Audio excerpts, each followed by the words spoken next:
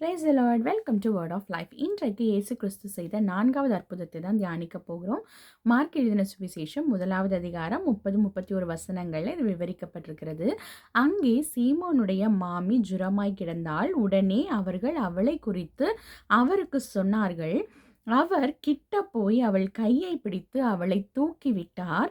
உடனே ஜுரம் அவளை விட்டு நீங்கிற்று. அப்பொழுது அவள் அவர்களுக்கு பணிவிடை செய்தாள். பாருங்க, இயேசு கிறிஸ்து பேதுரு வீட்டுக்கு வந்தபோது பேதுருவுடைய மாமி ஜுரமாய் இருக்கிறாங்க. நம்ம என்ன செஞ்சிருப்போம், அவங்க வயசானவங்க, அவங்களுக்கு ரெஸ்ட் எடுத்தா சரியா போயிரும். அது சாதாரண காய்ச்சல். இத போய் கர்த்தரிடத்துல சொல்லணுமா? அப்படின்னு சொல்லி நாமளாவே ஒரு முடிவுக்கு வந்து அத இயேசுவிடத்துல நம்ம ஷேர் பண்ணிக்கிறதில்ல. ஆனா பாருங்க, பேதுரு அப்படி நினைக்காம தன் வீட்டுக்கு இயேசு கிறிஸ்து வந்திருக்கிறாருன்னு தெரிஞ்ச உடனே சொல்றாரு, என்னுடைய மாமி இப்படி ஜுரமா கிடைக்கிறாங்க. உடனேயும் ஒரு அற்புதம் நிகழ்கிறது. இதே போல தான் கர்த்தர் நம்முடைய வீடுகள்ல, நம்முடைய இல்லத்துல, உள்ளத்துல அவர் வாசமாயிருக்கிறார். அப்ப நம்மே சில காரியங்களை ஜட்ஜ் பண்ணக்கூடாது.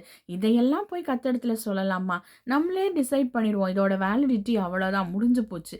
இனி அதை இயேசுவிடத்துல சொல்லி பிரயோஜனம் இல்ல.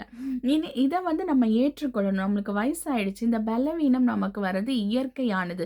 இத நம்ம இயேசு கிட்ட சொல்லி என்ன நடக்க போகுது அப்படின்னு நம்மளே முடிவு பண்ணி அதை இயேசுவிடம் ஷேர் பண்ணாம இருக்கும்போது நாம் அந்த அற்புதத்தை இழந்து போகிறோம்.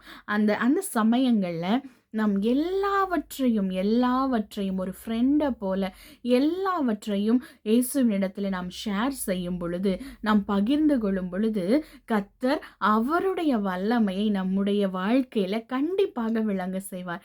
அதனால இன்னும் நமக்கு நிறைய அற்புதங்கள், அதோடு கூட நாமும் மற்றவர்களுக்கு பிரயோஜனமான பாண்டமாய் விளங்க கர்த்தர் கிருபை செய்வார். கர்த்தர் தாமே இந்த வார்த்தையை ஆசீர்வதிப்பாராக. God bless you all. Thank you.